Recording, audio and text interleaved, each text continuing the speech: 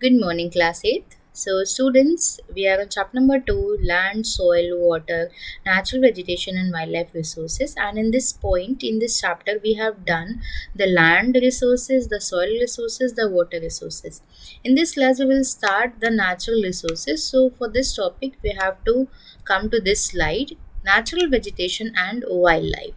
Sir natural vegetation बोलने में और वाइल्ड लाइफ बोलने में बहुत सिंपल से लगता है, पर ये टर्म्स इतने सिंपल है नहीं जितना इन्हें बोला या समझा जाता है. Now see, for this topic you have to come to page number 15. This is the page which you have to read right now. So natural vegetation, nature के द्वारा जो वेजिटेशन हमें प्रोवाइड करवाया गया है, नेचर ने जो वाइल्ड लाइफ हमें दी है, उसके बारे में सबसे पहले यहाँ डिस्कशन होगा. सो नेचुरल वेजिटेशन, पहले उससे पहले कुछ एक एग्जाम्पल है, मैं उसको रीड कर देती हूँ ताकि उससे हम एक इस टॉपिक के अंदर एंट्री ले सकें. सो सम स्कूल चिल्ड्रंस वर विजिटिंग, ये टॉपिक, ये जो एग्जाम्पल है मैंने यहाँ पर राइट डाउन नहीं किया, मैं बस रीड कर देती हूँ. Some schools were visiting an exhibition on handicrafts. So हाथों से बनाई गई जो चीज़ें होती हैं ना, हम हैंडीक्राफ्ट बोलते हैं. जैसे आपके बैग्स हो गए या अदर चीज़ें हो गई, ज्वेलरीज भी हाथों से बनाई जाती हैं, आपकी टोकरियाँ हो जाती हैं, बहुत सारी ऐसी चीज़ें जो हाथ से बनाई जाती हैं. तो एक स्कूल के जो कुछ बच्चे थे एग्जीबिशन में गए, ऐसी ही हैंडीक्राफ्ट वाली एग्जीबिशन में, तो वहाँ पे उन्होंने बहुत सारी चीज़ें देखी.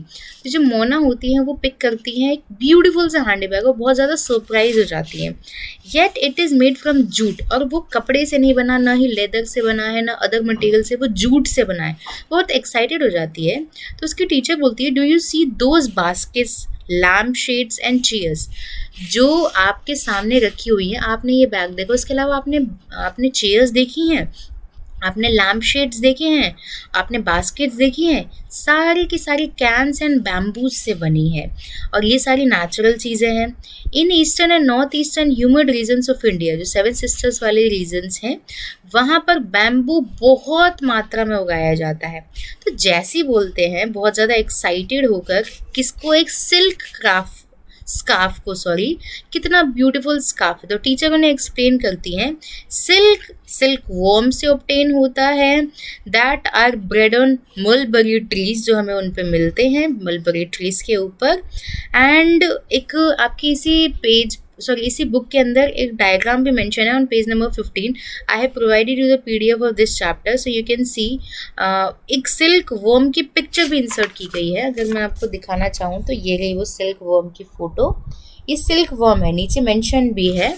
सो यहाँ पर क्या बताया गया है कि सिल्क स्कार्फ को देख के भी बच्चे एक्साइटेड हो जाते हैं, जूट के बैग को भी देख के एक्साइटेड हो जाते हैं. तो चिल्ड्रन ये समझ पाते हैं कि जो नेचर है उसने भी हमें बहुत सारी प्रोडक्ट डेली बेसिस पे, डे टू डे बेसिस पे वो प्रोवाइड करवाता है. उसके बाद हमारा ये जो पोर्शन है वो स्टार्ट हो जाता है. So that I am reading to you for this class. So natural vegetation and wildlife exist only in narrow zone of contact between the lithosphere, hydrosphere and atmosphere. So this portion you have done in the 7th class also. 4 domains. There are 4 domains of the earth, of the this planet. First is the lithosphere. Litho means the land surface area. Lithosphere means L. Second one is hydrosphere. H2O denotes water. So hydrosphere means water.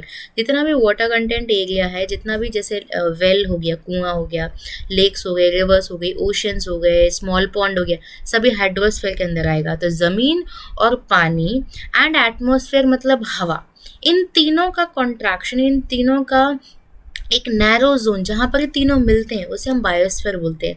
और सारी की सारी natural vegetation, as you can see here, natural vegetation and wildlife वही exist करते हैं. ना तो natural vegetation सिर्फ ज़मीन पे रह सकती है बिना पानी और बिना एटमॉस्फेयर के, ना ही वो पानी में रह सकती है बिना एटमॉस्फेयर के, बिना एयर के, ना ही वो हवा में रह सकती है बिना ज़मीन के और बिना पानी के. इन तीनों का कॉन्ट्रैक्शन, इन तीनों का नैरो जोन क्या कहलाता है, बायोस्फीयर कहलाता है.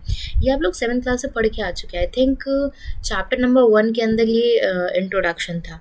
Now in the biosphere living beings are interrelated and interdependent on each other for survival. This life supporting system is known as ecosystem. Now ऐसा तो है नहीं कि मैं बिना हवा के बिना पानी के रह लूँगी या बिना नेचर के रह लूँगी, बिल्कुल नहीं। ह्यूमन बींग्स और एनिमल्स या फिर plants animals plants human being, ये सारे के सारे सभी एक दूसरे के साथ इंटर रिलेटेड है, को रिलेटेड है। ना उनके बिना हमारा कुछ है, ना हमारे बिना तो उनका है ही। वैसे हम ऐसा नहीं कह सकते कि वो हमारी वजह से अभी जी रहे हैं। तो इंटरडिपेंडेंट है, सभी एक दूसरे पर को रिलेटेड है सर्वाइवल के लिए, अपने जीवन के लिए। इसी लाइफ सपोर्टिंग सिस्टम को, मतलब इसी तरीके से इंटर रिलेटेड होते हुए जीने की पोजीशन या फिर इस सिस्टम को हम बोलते हैं ecosystem. Wildlife include animals, wildlife में इंसेक्ट हो गए, एनिमल, बर्ड्स, ये सारे, और as well as aquatic forms. They provide us, क्या क्या मिलता है हमें, milk, meat, hides and wools. Wait for a while, यहाँ पर एक लाइन और मिस हो गई है हमसे इकोसिस्टम के बाद, इसको मैं यहीं रीड कर देती हूँ। Vegetation and wildlife are valuable resources. हरियाली अगर हम इसे बोले या फिर वाइल्ड लाइफ बोले, कोई भी चीज़ छोड़ नहीं रहे हैं हम लोग यहाँ पर, वाइल्ड लाइफ को भी इंक्लूड कर रहे हैं और वेजिटेशन को भी, दोनों वैल्यूएबल रिसोर्सेज हैं। प्लांट से हमें टिम्बर मिलता है, एनिमल्स को शेल्टर मिलता है, ऑक्सीजन मिलती है। देन वो सॉइल्स हमें बचाती है, एसेंशियल सॉइल से हमें क्या मिल रहा है, एसेंशियल चीज़ें मिल रही हैं, जैसे कि हम उनमें क्रॉप्स उगा सकते हैं, हमें शेल्टर बेल्स मिल रही है, अंडरग्राउंड वाटर बचाया जा रहा है, स्टोरेज हो रही है उस पर, ट्यूबरपेनाइन ऑयल मिल रहा है, गम मिल रहा है, मेडिसिनल प्लांट्स मिल रहे हैं। तो यहाँ पर पेपर भी मिल रहा है, जिसकी बुक तो हमारे पास है ही अभी। ये सारी इन्यूमरस यूजेस हैं प्लांट्स के। अब हम आते हैं वाइल्ड लाइफ पे। अगर हम वाइल्ड लाइफ पे हैं तो वाइल्ड लाइफ से हमें क्या क्या मिलता है, हमें मिल्क मिल रहा है, meat and hides and wools. Insects भी पॉलिनेशन के बहुत ज़्यादा काम आते हैं, एक जगह से दूसरी जगह। हम देखते हैं यहाँ ये जो पेड़ था वो वहाँ कैसे पहुँचा, ना तो हमने उगाया, तो वो क्या है, जो आपकी बर्ड्स होती हैं वो पॉलिनेशन प्रोसेस करती है, जिसकी वजह से ये जो पेड़ पौधे हैं वो एक जगह से दूसरी जगह हमें मिलते हैं। हम भी उगाते हैं, ऐसी बात नहीं है, पॉलिनेशन करती है फ्लावर्स का, and have an important role to play as an decomposer in a ecosystem. तो सभी ज़रूरी हैं, प्लांट्स भी ज़रूरी है, इंसेक्ट्स भी ज़रूरी है, एनिमल्स भी ज़रूरी है, बर्ड्स भी ज़रूरी है, सब जो इम्पॉर्टेंट फैक्टर्स हैं ज़रूरी हैं। The birds feed on insect and act as a decomposer as well. Vulture, due to the ability to feed on dead livestock, is a scavenger and considered vital cleanser to the environment. So animal, big or small, or all are integral to maintaining balance in the ecosystem. देखिए, हम ये नहीं कह सकते कि बड़े बड़े जानवरों की इंपॉर्टेंस है, हम ये नहीं कह सकते बहुत छोटे छोटे जानवरों की इंपॉर्टेंस है। सभी एनिमल्स एक दूसरे के लिए इंपॉर्टेंट है। जैसे अगर मैं बड़े जानवर की बात करूँ तो बड़े जानवर छोटे जानवरों को खाते हैं, ठीक है, फिर उसके बाद उससे छोटे जानवर को खाते हैं। ऐसा नहीं छोटा जानवर बड़े को नहीं खा सकता, क्यों नहीं खा सकता, खाएं। अब यहाँ बात करें सबसे छोटे डिकम्पोजर की। जैसे ही एनिमल की डेथ हो जाती है, अब क्या, अब जो उसकी बॉडी है वो डिकम्पोज हो जाती है, सड़ने लग जाती है, तो छोटे छोटे स्मॉल बैक्टीरियाज, इंसेक्ट्स हो गए, वो डिकम्पोज करते हैं। जैसे वल्चर, जैसे हम गिद्ध बोलते हैं, तो वो गिद्ध भी एक तरीके से उसके अंदर एबिलिटी होती है, वो एक तरीके से साफ कर देता है उस पूरी बॉडी को, एक क्लेंजर का, साफ सफाई करने का, वाइटल क्लेंजर का काम करता है एनवायरनमेंट के अंदर। तो यहाँ हम करें छोटे छोटे इंसेक्ट से लेकर बड़े बड़े एनिमल्स की इंपॉर्टेंस है, ना तो कोई बड़ा है ना ही कोई छोटा, सभी अपना एक बैलेंस बनाने का काम कर रहे हैं, मेंटेन बैलेंस का काम कर रहा है इकोसिस्टम के अंदर। तो यहाँ सभी के इंपॉर्टेंस को वैल्यू दी गई है।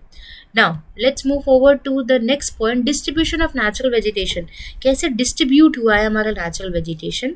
So the growth of natural vegetation depend primarily on temperature and moisture. अगर टेम्परेचर एक्यूरेट है, अगर मॉइस्चर मिल रहा है, तो जो वेजिटेशन है वो बहुत अच्छे से होगी। Major type of the vegetation are grouped. कैसे हमने डिवाइड कर दिया वेजिटेशन को, फॉरेस्ट में डिवाइड कर दिया है हमने, ग्रास लैंड में मतलब घास के मैदान में हमने डिवाइड कर दिया है, शर्ब्स में डिवाइड कर दिया, टुंड्रास में डिवाइड कर दिया, तो आपकी वेजिटेशन इस तरीके से डिवाइडेड हो गई, क्लासिफाइड हो गई है। In areas of heavy rainfall huge trees may thrive. जहाँ पर हैवी रेनफॉल होगी, एग्जाम्पल हम देते हैं, अभी मानसून आने वाला है, तो मानसून के टाइम पीरियड में अगर हमारे घर के सामने कोई खाली प्लॉट है, अगर मानसून नहीं आया तो वहाँ पर सूखा पड़ा हुआ है, कुछ घास उगी हुई है, ठीक है। जैसे मानसून आता है, आप 7-8 दिन बारिश हो रही है अच्छी वाली, आप उसके बाद छत पे जाते हो और उस एरिया को देखते हैं, या फिर आप घर के बाहर जाते हो उस एरिया को देखते हैं, एकदम हरा भरा हो जाता है वो। तो जब हेवी रेनफॉल होती है तो पेड़ बहुत जल्दी बढ़ते हैं। द फॉरेस्ट आर दस associated with the areas having abundant water supply. अब फॉरेस्ट एरियाज में क्या होता है, बहुत ज़्यादा वाटर सप्लाई होती है, इसलिए वो कंपटीशन करते हैं कि कौन किससे ज़्यादा ऊंचा होगा, लंबा होगा, किस तरीके से वो वाइडली स्प्रेड आउट हो जाएगा। As the amount of moisture decrease in the size of trees, जैसे जैसे मॉइस्चर, जैसे जैसे रेनफॉल, जैसे टेम्परेचर की हार्शनेस बढ़ती जाएगी ना, आपकी जो हाइट है ना ट्रीज की, वो धीरे धीरे कम होती जाएगी। जैसे मैं बात कर लूँ आपके 0 डिग्री के आसपास वाले रीजन की, वहाँ पर बहुत ज़्यादा बारिश होती है। वही मैं बात करूँ डेजर्ट वाले एरिया की, तो डेजर्ट वाले एरिया में आपको दो दो की मतलब बहुत ऊंचे ऊंचे पेड़ देखने को नहीं मिलेंगे। ऊंचे पेड़ होंगे कैसे, ना तो सॉइल में मॉइस्चर है, ना तो सॉइल फर्टाइल है, ना ही वहाँ बारिश हो रही है। तो यहाँ पर क्या है, जैसे जैसे moisture, amount of moisture decreases, the size of trees and density reduces. कहाँ हमें 0 डिग्री में बहुत सारे बंचेज ऑफ ट्रीज देखने को मिलते हैं, और कहाँ रेगिस्तान में दूर कोई पेड़ देखने को मिलेगा, उसके 2 किलोमीटर तक कोई पेड़ देखने को नहीं मिलता है। ये सारी चीज़ें हैं। Short stunted trees and grasses grow in the region of moderate rainfall forming the grassland of the world. अब यहाँ हम जहाँ पर बारिश कम हो रही है, मॉडरेट हो रही है, वहाँ पर घास के मैदान आपको देखने को मिलते हैं। ग्रासलैंड ऑफ द वर्ल्ड की यहाँ पे बातें हो रही है, जैसे प्रेरीज, पम्पास, बहुत सारे हैं।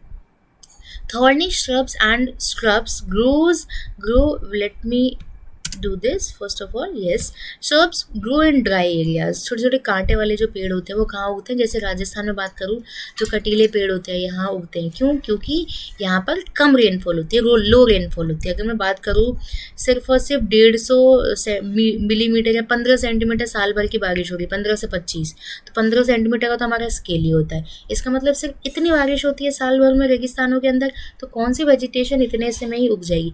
15 सेंटीमीटर का तो एक बार में हमारे यहाँ पानी पी लेता है, कोई एक भी ट्री हो गया या प्लांट हो गया। Since such area plant have deep roots, अब प्लांट को क्या करना पड़ता है, उनकी बहुत डीप रूट्स होती है, और जो उनकी लीव्स होती है ना वो कांटेदार होती हैं, और वैक्सी सरफेस होता है उनका, मतलब जो मोम होता है ना वैसा वाला सरफेस होता है उनका, जिससे वो मॉइस्चर ना खो दे। अब अगर मैं मोम है, जैसे मोमबत्ती, उसमें पानी डालूंगी, उसको कुछ नुकसान होगा, बिल्कुल नुकसान नहीं होगा। तो इस वजह से उसके अंदर जो मॉइस्चर है वो बना रहता है, और उनके डीप रूट्स होते हैं। ये तो बात होगी डेजर्ट वाले इलाके की वेजिटेशन की। टुंड्रा मतलब आपकी कोल्ड या पोलर रीजन्स की बात कर लो, नॉर्थ पोल, साउथ पोल की बात कर रहे हैं हम लोग। यहाँ पर कैसे वेजिटेशन होते हैं, जैसे हमने क्रिसमस ट्रीज देखे ना, वैसे वाले वेजिटेशन होते हैं यहाँ पर। अल्पाइन टाइप के फॉरेस्ट हो गए, टुंड्रा रीजन, टुंड्रा वेजिटेशन यहाँ पे हो रही है। मोसेस एंड लिचन्स वहाँ पे ज़्यादातर देखने को मिलते हैं।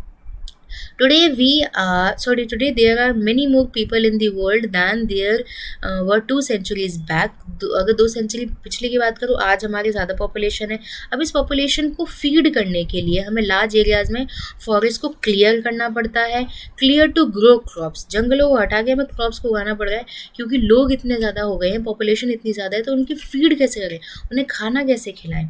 So forest cover all over the world is vanishing rapidly. जो आपके जंगल बसे हुए हैं, जंगल फैले हुए, उन्हें बहुत रैपिडली, तीव्र गति से साफ किया जा रहा है, एंड इन्हें बचाने की बहुत ज़्यादा ज़रूरत है। सो अब बचाने के लिए क्या क्या उपाय किए जाएंगे, that we will discuss in the next class. Now in this class I am going to cover up some question and answers of this chapter. So here is page number 20, as you can see here, this is page number 20, and इसी की picture मैंने यहाँ पर insert कर दी है। We will not do question number 1 in this class, we will do question number 1 in the next class. First of all we will do question number 2 and 3 and 4 in this class. So देखते हैं कौन कौन से points हम आपसे पूछते हैं, कौन कौन से पॉइंट्स आप कवर अप कर पाते हैं, किस में कंफ्यूज हो जाते हैं। तो चलिए क्वेश्चन नंबर 1 ये रहा, सॉरी क्वेश्चन नंबर 2 ये रहा। Which one of the following is not a factor of soil formation? So soil formation की जब हम factors की बात कर रहे थे, so you have to turn to page number 11 for this. Yes, ये रहा page number 11। In this page you can see, so अगर मैं आपको उस पेज तक लेके जाना चाहूँ, wait for a while. Yes, तो हम उन्हें उस पेज तक आपको लेके जाते हैं एक बार। ये रहा वो पेज। सॉइल के लिए क्या क्या इंपॉर्टेंट फैक्टर्स है? पैरेंट रॉक, रॉक का कलर टेक्सचर कैसा है उस हिसाब से, रिलीफ, ऊंचाई, flora fauna, time and climate, ये कुछ फैक्टर्स थे उसके। अब यहाँ हमसे क्वेश्चन पूछा जा रहा है, हमसे ये क्वेश्चन पूछा गया है, वेट फॉर अ व्हाइल, हमसे एक क्वेश्चन पूछा गया है, question number first, take the correct answer. Question number two का first, which one of the following not, कौन सा फैक्टर नहीं है? तो time is a valuable factor, organic matter is a valuable factor, and the answer is soil का texture. Soil texture is not that important factor, because soil का texture की बात भी करें ना तो यहाँ पर पैरेंट रॉक के अंदर टेक्सचर की बातें आ रही है। So the correct answer is soil texture, soil की फॉर्मेशन के लिए। ऑर्गेनिक मैटर नहीं होगा तो बहुत ज़्यादा नुकसान होगा, पर यहाँ पर हम पैरेंट रॉक के टेक्सचर की बात कर रहे थे, that's why the correct answer is soil texture. अब यहाँ पे पूछ रहे हैं question number second, which one of the following methods is most appropriate to check erosion on steep slopes. Steep slopes की अगर हम बात करें, स्टीप स्लोप्स की बात करें, तो हमें याद आता है टेरेस कल्टीवेशन। टेरेस कल्टीवेशन मतलब सीढ़ीदार कृषि, तो यहाँ पर terrace cultivation is the correct answer. Mulching, जहाँ बीच बीच में हम लोग रोज में मैं एक बार आपको दिखा भी देती हूँ, आपको इसी पॉइंट में दिखा देती हूँ ताकि वो क्लियर हो जाए कि क्यों मल्चिंग और shelter belts are not the important factors. Wait for a while, yes, so here is the picture of mulching. आप मल्चिंग की पिक्चर देख सकते हो, ये मल्चिंग की पिक्चर है। मल्चिंग का मतलब हम यहाँ बीच बीच में ऑर्गेनिक मटेरियल्स डाल देते थे। तो क्या इससे टेरेस फार्मिंग या फिर स्टीप कल्टीवेशन को हेल्प मिल रही है? नहीं, बिल्कुल नहीं मिल रही है। क्वेश्चन हमारा है that what are the factors which is most appropriate. Appropriate क्या है आपका? कॉन्टूर बैरियर्स है, रॉक डैम्स है, टेरेस फार्मिंग, ये रहा आपका टेरेस कल्टीवेशन। इससे आप स्टीप स्लोप्स पे अप्रोप्रिएटली सॉइल को इरोड होने से बचा सकते हो, ठीक है। So appropriate to check soil erosion on steep slopes, इससे हम अपने सॉइल इरोजन को चेक होने से बचा सकते हैं। Appropriate to check the soil erosion on steep slopes.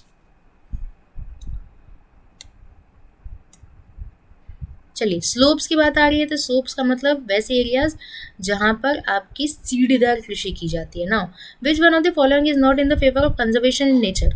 अब देखिए, अभी हमने ये चीज़ पढ़ी नहीं है पर फिर भी it's basic. Switch off the bulb when not in use, जब बल्ब यूज में नहीं आ रहा तो बंद कर दीजिए, बिल्कुल, ये तो कंजर्वेशन ऑफ नेचर है। Close a tap immediately after using it, बिल्कुल सही बात है, अगर हम टैप को क्लोज कर देते तो हमारा नेचर बचेगा, हमारे जो नेचर का कंजर्वेशन होगा, वाटर कंजर्वेशन होगा।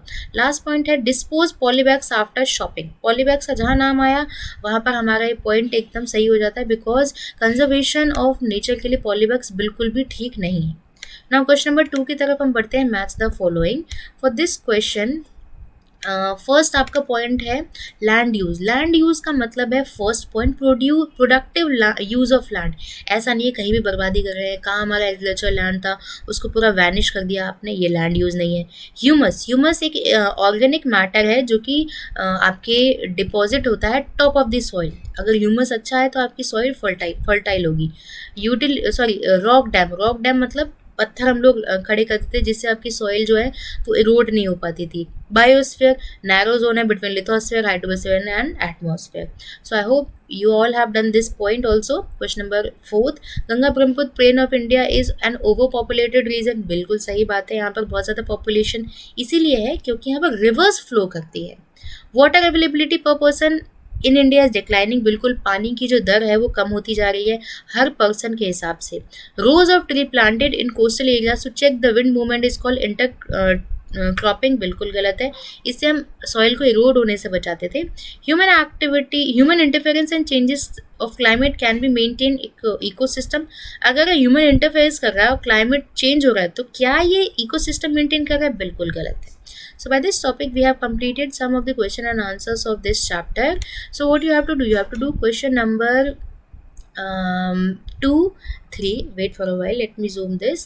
Question number 2, 3 and 4 in your book. If you have your book, then you can do these questions in your book. If you haven't, then write down these question and answers in your copy and send it to me. So I hope you all have understood all the topics very well. That's it for today's class. Thank you.